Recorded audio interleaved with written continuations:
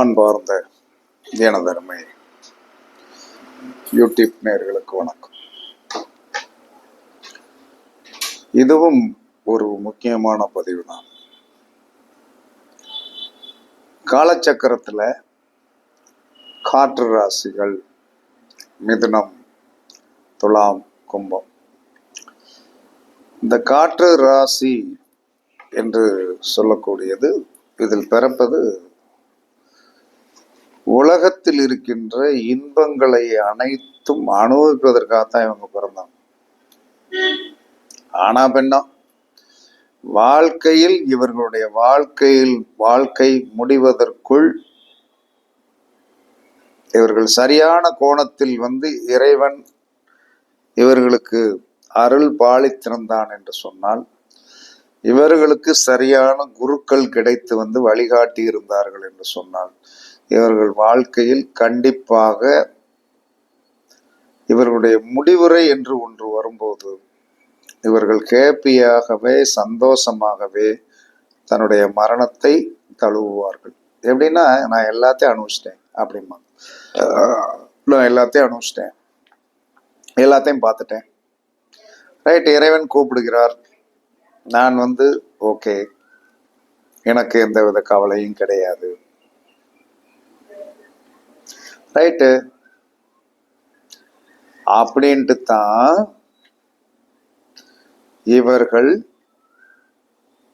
இறுதி பயணத்தை தொடங்குவார்கள். அதில் இவர்களுக்கு வருத்தம் இருக்குது. என்ன காரணம்னா, இந்த 3 ராசிகளில் என்னென்ன நட்சத்திரங்கள் இருக்கிறது? செவ்வாயுடைய நட்சத்திரங்கள் இருக்கிறது, ராகுவுடைய நட்சத்திரம் இருக்குது, குருவுடைய நட்சத்திரங்கள் இருக்கிறது. இதுல பெரிய யோகம் என்பது என்னதுன்னா, இவருடைய ராசியில ராகுவுடைய நட்சத்திரம் இருக்கு.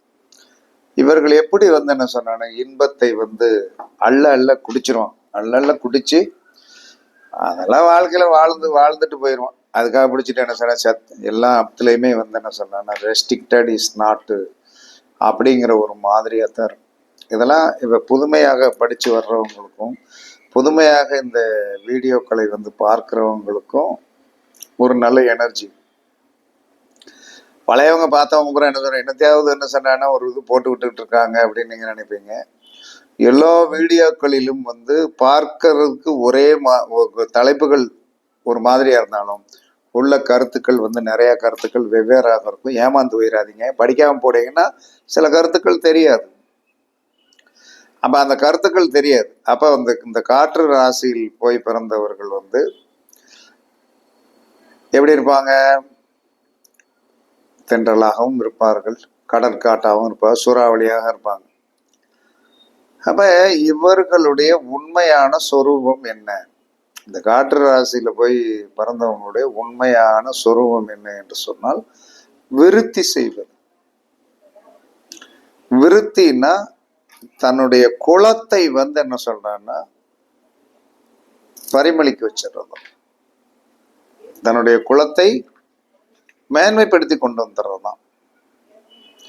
ஆனால் இந்த மேன்மைப்படுத்தி கொண்டு வருவதற்கு என்ன சொன்னா, இவர்கள் தத்துவார்த்த ரீதியாக யாரை கும்பிட வேண்டும் என்று சொல்லக்கூடிய ஒரு ரகசியம் ஆதி காலத்தில் சொல்லப்பட்டு இருக்குது. ஆதி காலத்துல சொல்லியிருக்காங்க. அதை எதையுமே நம்ம என்ன சொல்றோம்னா, சிறிய விஷயத்திற்குள் தான் பெரிய யோகம் இருக்கும், பெரிய விஷயத்துக்குள் சிறிய யோகம் தான் இருக்கும், சிறிய யோகம் தான். அப்ப இந்த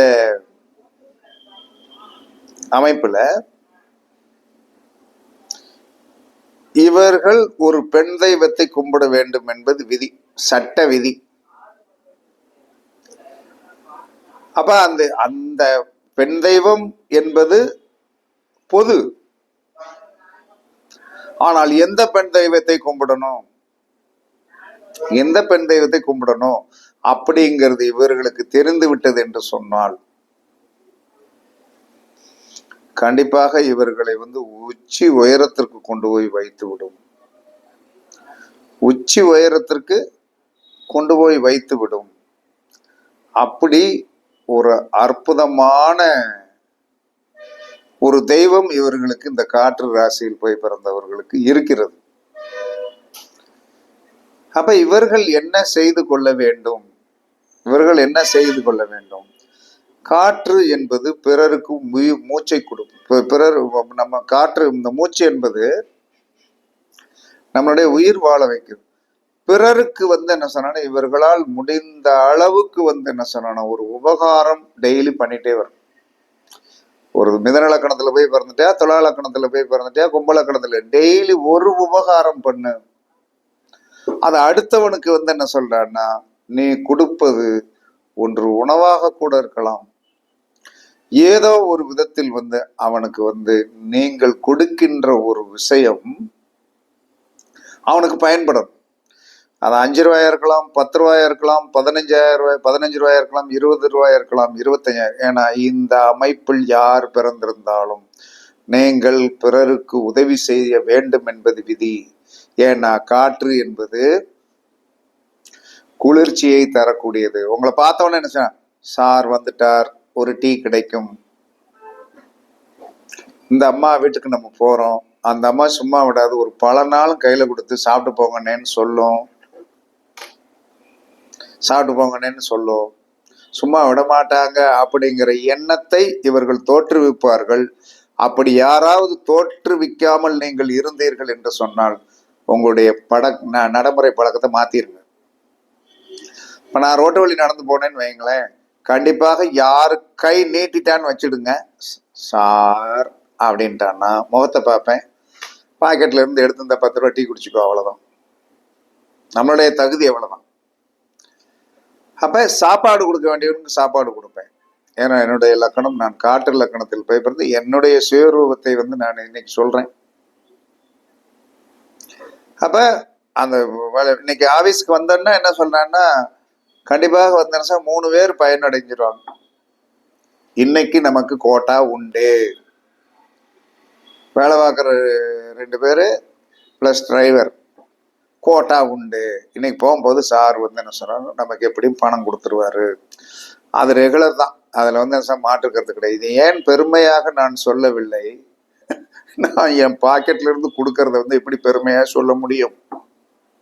அதுக்கு நம்ம கொண்டு வரணும்ல, பொருளாதாரத்தை கொண்டு வந்தா தானே டேங்க்ல தண்ணி இருந்தா தானே நள்ளியை திறந்து விட முடியும். அப்ப நீங்கள் என்ன சொல்றாருன்னா, ஒரு ஆக்சிஜன் சிலிண்டர், காற்று ராசியில் போய் பிறந்தவர்கள் நீங்கள் ஒரு ஆக்சிஜன் சிலிண்டர். அந்த சிலிண்டர் மாதிரி நீங்கள் வாழ்க்கையை நடத்துங்கள். ஒரு வீட்டுல என்ன சொன்னா, பக்கத்து வீட்டுக்காரேக்கா கேஸ் சிலிண்டர் இல்லக்கா அப்படின்னா, உங்க வீட்டுல ரிசர்வ் இலக்கணத்துல காற்று இலக்கணத்துல ஆளுகள் இருக்கா, உங்க வீட்டுல கேட்க வந்துருவாங்க, என்னது கேஸ் சிலிண்டர், கடன் கேட்க வந்துருவாங்க. அப்படியா, சரி எடுத்துட்டு போங்க, நீங்க வந்தோடனே உடனே கொடுத்துடணும் அப்படின்னு சொல்லும் போது நீங்கள் ஜெயித்து விடுவீர்கள். நீங்கள் கொடுக்க பிறந்தவர்கள். காற்று என்பது என்ன சொல்றான்னா, ஒரு இடத்தில் நிலையாக நில்லாதது.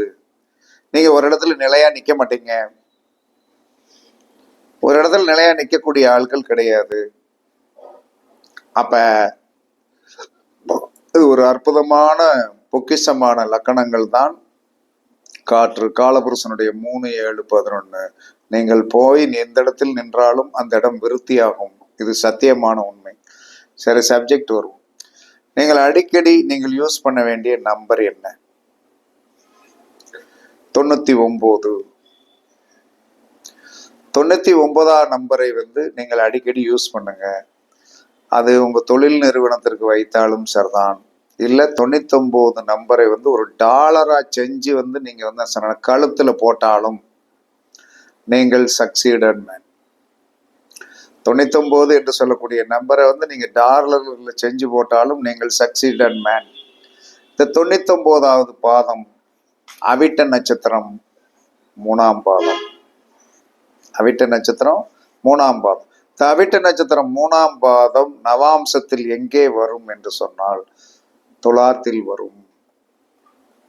அவிட்ட நட்சத்திரம் 3ஆம் பாதம் என்பது நவாம்சத்தில் துலாத்தில் வரும். அப்ப நீங்க பிறந்த லக்கணம் பூரா என்னது? மிதுன லக்கணத்துல போய் பிறந்திருந்தீங்கன்னா துலாம், 5வது லக்கணமாக வரும். துலா லக்கணத்தில் போய் பிறந்தாலே அது உங்கள் ஜென்ம லக்கணமாக வந்துடும். அப்ப கும்பலக்கணத்துல போய் பிறந்தா அது உங்களுக்கு 9வது லக்கணமா வரும். இது என்ன சொல்றேன்னா 1, 5, 9 தொடர்பை ஏற்படுத்திக்கணும். 99வது நம்பரை இந்த லக்கணங்களில் போய் பிறந்தவர்கள் யூஸ் பண்ணும்போது மிதுனம் துலாம் கும்பத்தை தொடர்பு கொள்ள வைத்து விடும். ஏன்னா இந்த நவாம்சங்கள் என்ன சொல்லலாம்னா தொடர்பு கொண்டுரும். அப்ப அடிக்கடி 99வது நம்பரை உங்களுடைய பார்வையில் படும்படி வைத்துக் கொள்ளுங்கள். நீங்கள் உண்மையாகவே காற்று ராசியில் பிறந்த நபர்களுடைய வீட்டில் 9ஆம் தேதி பிறந்தவங்க இருப்பாங்க, 27ஆம் தேதி பிறந்தவங்க இருப்பாங்க. நான் காற்று லக்கணத்துல போய் பிறந்தாலும் என்னுடைய மூத்த குழந்தை 27ஆம் தேதி, என்னுடைய 2வது பொண்ணு என்ன சொன்ன 9ஆம் தேதி. இதை எப்படி நான் மறக்க முடியும்? Evidence and support. என்னுடைய லக்கணம் இது. என்னுடைய லக்கணத்தை வலிமைப்படுத்தக்கூடிய சக்தி 9ஆம் நம்பருக்கு உண்டுன்ட்டான். என்னை பாருங்கள், யாராவது ஜோசியம் சொல்ற மனுஷங்களுக்கா நான் இருக்கணும்? டெஃபினட்டா ஜோசியம் சொல்ற மனுஷன் எப்படி இருப்பாரு? அந்த கேரக்டரே என்கிட்ட இருக்கவே இருக்காது. தெரிஞ்சவங்களுக்கு தான் தெரியும் ஜோசியம் பார்ப்பாரோ அப்படின்ட்டு. கேட்குறவங்க பூரா சார் அப்படின்னு சொல்லிட்டு அமைதியாக பணிவாக தான் என்ன. நான் யார்கிட்டையும் படக்குன்னு ஜோசியாரன்னு சொல்லவும் மாட்டேன். தெருவில் 9 என்ன செய்வேன், நம்பரை கொடுங்க சார் அப்படின்ட்டு என்ன சொன்னேன்னா, சார் நான் எங்கள் வீட்டில் ஒரு துஷ்டி விழுந்துருச்சு சார், எத்தனை மணிக்கு அடக்கம் பண்ணலான்னு கேட்குற அளவுக்கு மனுஷங்க வந்துட்டாங்க அந்த செல்ஃபோனை வச்சு. அதுக்கெல்லாம் இடம் கொடுக்கலாம் மாட்டேன். காரணம், அந்த செவ்வாயோடைய ஆதிபத்தியம் அப்படியே இருக்கும், உறுதியாகவே இருக்கும். இதெல்லாம் இயற்கை கொடுத்தது, நம்ம கொடுத்தது கிடையாது. அப்ப அந்த 9 இந்த லக்கணங்களில் போய் பிறந்தவர்களுக்கு செவ்வாயோடைய நட்சத்திரங்களில் தொடர்புகள் வரும். ஒரு அம்மா மேச லக்கணம். அந்த மேச லக்கணம் அப்படின்னு சொல்லி வரும்போது என்ன சொன்னான்னா, அந்த அம்மாவுக்கு என்ன சொல்றான்னா அந்த ஒரு ஆதிபத்தியம் உடையதன் தொடர்புகள்லாம் கரெக்டா இருக்குது, இன்னுமே இருக்குது. அதெல்லாம் மாற்றலாம் முடியாது. எல்லா மனிதருமே பிரபஞ்ச சக்திக்குள் கட்டுப்பட்டு இருக்கிறோமே தவிர யாரும் மாற்றல. சரி, கடைசியில யாரு தெய்வம் உங்களுக்கு? இப்ப நான் ஒரு பெண் தெய்வத்தை தான் கூப்பிடுறேன். அக்யூரட்டான பெண் தெய்வம் மாரியம்மன். சமயபுரத்து மாரியம்மன்ல இருந்து எந்த மாரியம்மனாக இருந்தாலும் சரிதான், இந்த 3 லக்கணங்களில் போய் பிறந்தவர்கள் மாரியம்மன் கோவிலில் காலடி எடுத்து வைங்க. உங்களுடைய வாழ்க்கை 100% மாறும். இந்த 3 லக்கணங்களில் போய் பிறந்தவர்கள் மாரியம்மன் கோவிலில் என்ன சொல்லலாம்னா காலடி எடுத்து வைங்க. அந்த மாரியம்மன் கோவிலில் நடக்கின்ற விழாக்களுக்கு ஏதாவது உதவி செய்யுங்க. உங்களுக்கு நீங்க டாலராகவே ரெடி பண்ணி வச்சுக்க. டாலர்களா விக்குது. அப்ப டாலர்களாக கூட நீங்கள் உங்க காலத்துல கூட 99வது நம்பரை நீங்கள் யூஸ் பண்ணலாம். 99வது நம்பரை நீங்க யூஸ் பண்ணலாம். பண்ணினீர்கள் என்று சொன்னால் வாழ்க்கையில் பெரிய வெற்றி உங்களுக்கு கிடைக்கும். மிதுனம், துலாம், கும்பத்தில் பிறந்தவர்கள் அதிர்ஷ்டசாலிகள் தான். அதை அவர்களுக்கு பயன்படுத்த தெரியல. அப்ப பயன்படுத்த தெரியணும் அப்படின்னா கண்டிப்பாக 99வது நம்பரை பயன்படுத்துங்க. இப்ப இன்னொரு என் டிரைவரை பத்தி சொல்லியிருப்பேன். அவர் கும்பலக்கணம், அவர் காட்ராஸ். அவர் வேலை பார்க்குற ஆள் யாரு? அவிட்ட நட்சத்திரத்துல வேலை பார்க்காரு. எப்படி அது ஏதோ ஒரு விதத்தில் தொடர்பு வந்துடும்.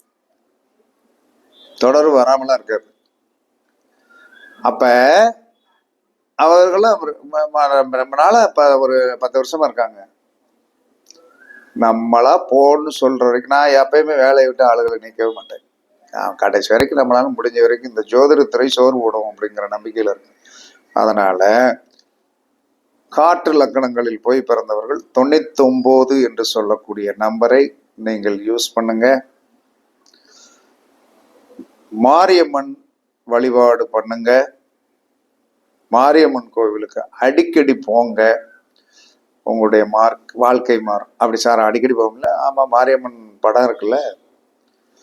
சூப்பராக வந்து என்ன சொன்னேன், வீட்டில் வந்து ஒன்று ரெடி பண்ணி ஃப்ரேம் பண்ணி வச்சு காலம் பூரா வந்து இந்த லக்கணத்தை எவனும் மாற்ற முடிய போகிறது கிடையாது. இதில் எதுவும் மாறிடும் அப்படின்னு சொல்லி நினைச்சா வந்து பொய். அது சும்மா சொல்லலாம், சொல்லிட்டே இருக்கலாம். அத்தனை பேரும் படித்தவன் பூரா என்ன சொல்லணும், எதுக்குடா வந்து என்ன சொல்கிறான் நீங்கள் ஜோசியம் பார்க்க வரீங்க அப்படின்னு தான் என்னுடைய கேள்வி. லக்கணம் வருஷம் வருஷம் எனக்கு மாறுதுமா மாறும். அது ஒரு கணக்கு இருக்குது. அந்த கணக்கு வந்து என்ன சொன்னான்னா யாரும் ஆதி காலத்தில் சொல்லப்பட்ட நம் முன்னோர்கள் சொல்லப்பட்டது. அப்போ நீங்கள் காற்று லக்கணம் மிதனம் துலாம் கும்பத்தில் போய் பிறந்தவர்கள் 99வது நம்பரை அடிக்கடி யூஸ் பண்ணுங்கள். மாரியம்மன் வழிபாடு பண்ணுங்க. மாரியம்மன் கோயிலில் அடிக்கடி போங்க. வீட்டில் பூஜை ரூமில் வந்து ஒரு மாரியம்மன் படம் வச்சிடுங்க. அடுத்த செகண்ட் வந்து ஒரு பெரிய மாற்றம் கிடைக்கும் என்று கூறி உங்களிடமிருந்து விடைபெறுவது சிப்பிப்பாறை ஜோதிடர் சாதி ராகவன் ஜெயபாலாஜி. சுகமே சூழ்க, சுகமே சூழ்க. வாழ்க வளமுடன், வாழ்க வளமுடன். வணக்கம், வணக்கம், வணக்கம்.